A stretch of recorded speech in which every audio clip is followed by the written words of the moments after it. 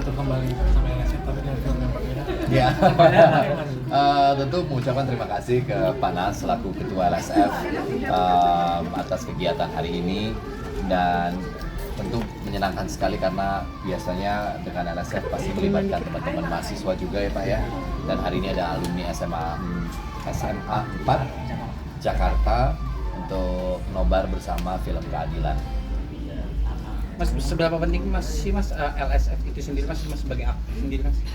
Kalau ditanya seberapa penting ya pasti penting, karena kan disitulah kita mendapatkan akses pertama untuk bisa mengedarkan film gitu ya.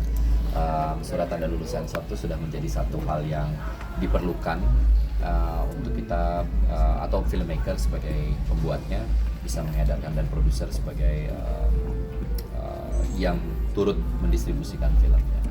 Mas, untuk klarifikasi film kreatif ini masuknya ke 17 ya? Enggak. Dan lebih fokus ke mana sih tujuannya untuk mengisikan? Mungkin Pesan-pesannya? kalau dilihat dari konteks isi filmnya, rasanya sih ini untuk anak-anak ya usia-usia 17 tahun ke atas ya, maksudnya karena kita membahas mengenai hukum, mengenai ya pasti mungkin penontonnya lebih reach-nya memang lebih dewasa, dan kalaupun anak-anak muda mungkin teman-teman mahasiswa gitu ya, adalah teman-teman yang kelompok-kelompok yang mudah-mudahan bisa menikmati film ini. Mas, melihat film kreatif ini seperti apa dari LSF sendiri?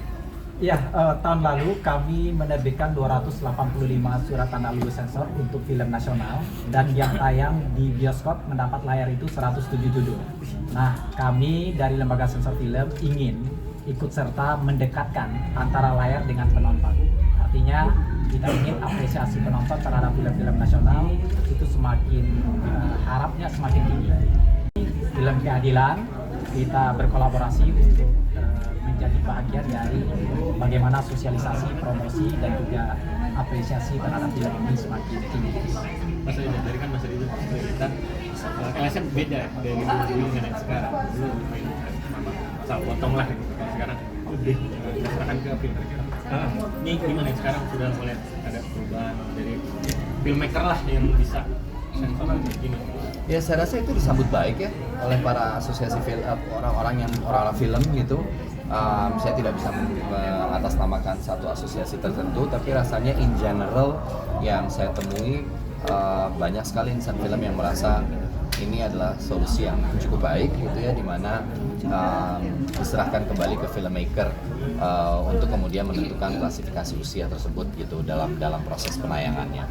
Dan itu hal yang diharapkan sih pasti, karena justru itu yang menjadi catatan penting ketika dulu tuh kita sering sekali mendengar, ini kenapa filmnya semua ini nggak boleh, adegan begini nggak boleh, semua kemudian dicop-cop gitu. Dan saya tuh pernah berada dalam film yang SU, saya pernah ada film yang justru malah kalau di Keadilan 17 gitu, saya pernah ada film yang 21, kan ada juga ya Pak kategori 21 tahun ke atas ya, ada juga yang 21 tahun ke atas gitu. Waktu itu kalau nggak salah di film seperti Dendam gitu.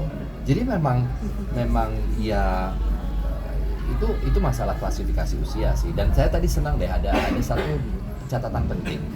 Ketika kadang-kadang saya pun sebenarnya jujur ketika saya nonton film umum nih di bioskop, terus tiba-tiba misalnya ini filmnya horor atau filmnya secara konten memang tidak diperuntukkan untuk anak-anak, terus saya bisa kadang-kadang tiba-tiba mendengar, saya agak kaget tuh kayak ada anak kecil gitu diajak, walaupun mungkin telinganya ditutup dengan biasanya pakai headphone gitu. Saya secara kadang-kadang mungkin itu perlu menjadi perhatian juga gitu, karena kan secara visual I don't think it's appropriate for kids gitu.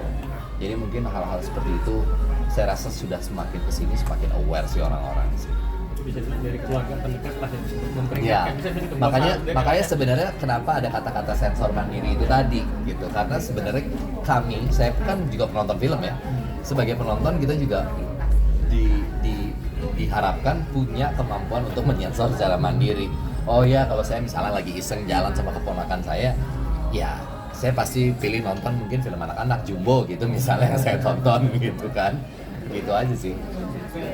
Oke, terus kalau untuk total film sendiri selama 2020 mungkin sudah ada berapa Pak yang lulus sensor di bioskop Indonesia? 2025. Ya. Sampai Oktober ini sudah ada 239 judul ya film nasional yang kita terbitkan surat tanda lulus sensornya, dan kita yakin melihat signifikasi produksi ya, kemungkinan akan lebih dari 285 untuk tahun ini.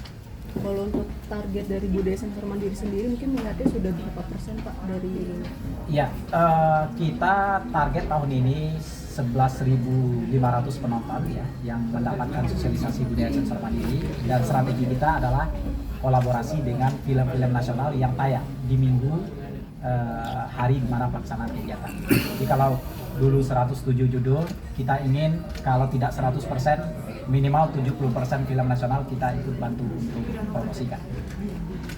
Oke, enggak? Ya. Oke, terima kasih. Terima Terima kasih. Kak Reza